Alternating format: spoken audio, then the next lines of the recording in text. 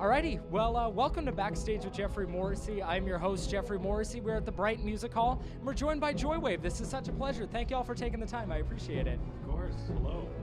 Thank you, Geoffrey. I was just going to say, so that way we could keep track of all the voices. Could you all introduce yourselves to our lovely listeners? This is Benjamin. My name is Paul. Daniel. Hey, I'm Joey. Start here. The album is Content. A lot has been made about the pronunciation, so we won't go over that and all that jazz again. But I was reading in one interview that Daniel and Paul, you guys have known each other now for over half your lives, have been making music for that long. So I have to ask, how do you two still inspire each other, go back and forth creatively? What's keeping the flame alive? Wow. No one's ever asked that. Really? I mean, look at this man with his beautiful purple hair. How can you not be inspired? I'd say Dan helps inspire my drumming for sure, because he has ideas, and he brings those ideas to the table. And sometimes it's parts that I would never in a million years play, you know. So I've had to learn parts that Dan thought of in his head, you know. So that's my answer. This is Paul. This is Paul. There we go. And then Paul frequently fixes things that I have programmed because they're not possible, and you would need 6 arms to play them. You need 6 arms to play them. So he fixes a lot of the drum parts. But is that true that we've been playing for over half our lives? It is, right? I think I was 16 when we started playing together, and you were 14? Yeah, wow. Yeah. And now Paul's 18. Exactly. Not a day over 18. Well, that's perfect. Yeah, who's the band playing? The band playing right now is the Demos from Rochester, New York, who have been playing, like, some of the early shows that me and Paul and Joey played together were with the Demos in Rochester. They've been a band since 2001. Yeah, so they're awesome. They're phenomenal. They're definitely underappreciated because nobody comes to Rochester to hear music. Yeah. Well, they should. You guys give them Demos give them a damn good reason to. Yeah. So I know that part of the whole thing with Content is about sort of building a following and connection with your listeners. So how do you guys make sure that you aren't just sort of the band that appears on people's Discover Weekly? How do you cultivate a following and sort of get fans as opposed to just like monthly streams? Oh, sure. Yeah. Well, it's not really like a conscious thing. Like, for me in life, I've found that every time I tried to do something, I failed. Like, tried to make a song that people will like, it never works. So I think around like 2010 or so, like Paul, Joey, and I were in this local band from Rochester, and like A&R guys would poke around and be like, oh, you guys should sound more like this, or you should do this, or this thing is working for this other band, you guys should do that. And I, at the time, like, this is like probably 2007. And I was very much like, oh, well, these people are like professional A&R people. They work for record labels. You know, they know what they're doing. Like, you know, there's a reason that they have those positions. They know what they're talking about.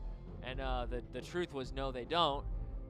Because every time I followed their advice, I ended up with something terrible that I hated. And it just wasn't real. So we had failed so many times that by 2010, I was kind of like resigned to failure. I was working at Staples. I was like, well, I'm just going to continue to fail because that's what's happened so far. So I kind of shifted gears into just making things that were real to me and were exciting and things that I wanted to hear.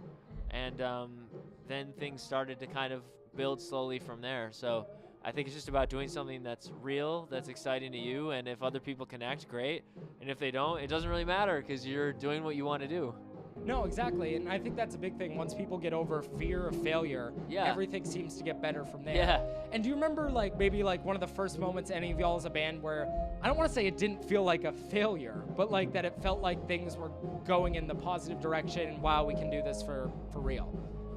We always had like, ever since the very beginning of like me and Paul playing together, we've had like very little things along the way that would happen where it would be like a producer that we would like get in touch, or like a label would call us, and just things that would happen where you'd it frequently wouldn't work out, but just like people checking in on us was kind of, we were like, all right, well, we must be onto something here because people are starting to poke around. And yeah, so I don't know, it always felt like we were on the path to something, I guess.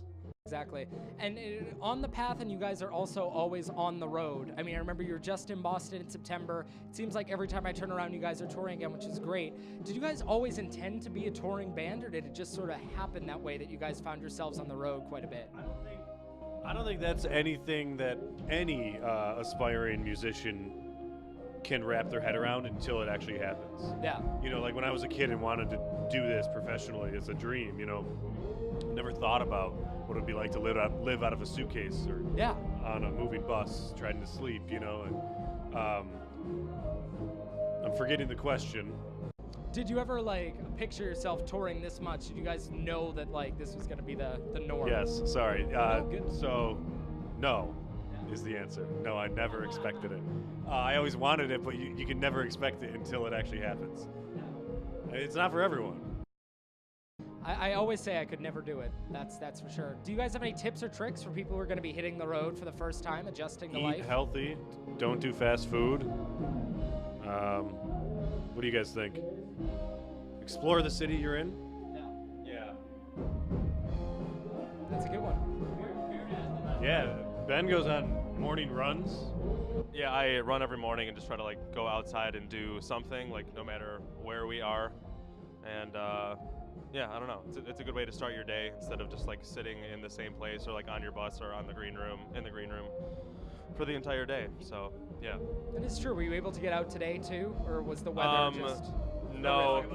Yeah, the last couple of days have kind of been a wash. Alrighty, Haven't my been able apologies. to do too much, but yeah. Tomorrow, a new day. Tomorrow is a new day. I like that. And same, whether you're touring or not, I must say eating healthy and avoiding fast food is just good general life advice too. You know, something we can all learn from there. And so, do you guys have maybe your biggest horror story from touring? We got hit by a house once. Hit by a house. Yeah. Wow, that seems like the syntax is reversed. And indeed, but everything was fine. Our bus was fine. Just a few scratches, but we all woke up to I don't know.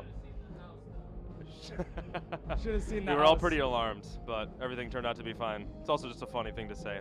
Yeah, seriously. Yeah, that does sound like a good story and a good song, to say the least. So when you guys have had some time to sort of sit with this album, Content, what is the part of it that you're really content with, the part that you're most proud of, that when you listen back, you go, wow, we really knocked that out of the park? The sonics of it, yeah. We rented a barn in like outside of Rochester, and we recorded it ourselves. And I really love how it sounds. Like it's very consistent sound-wise. Like the drums, the drums sound really, really great.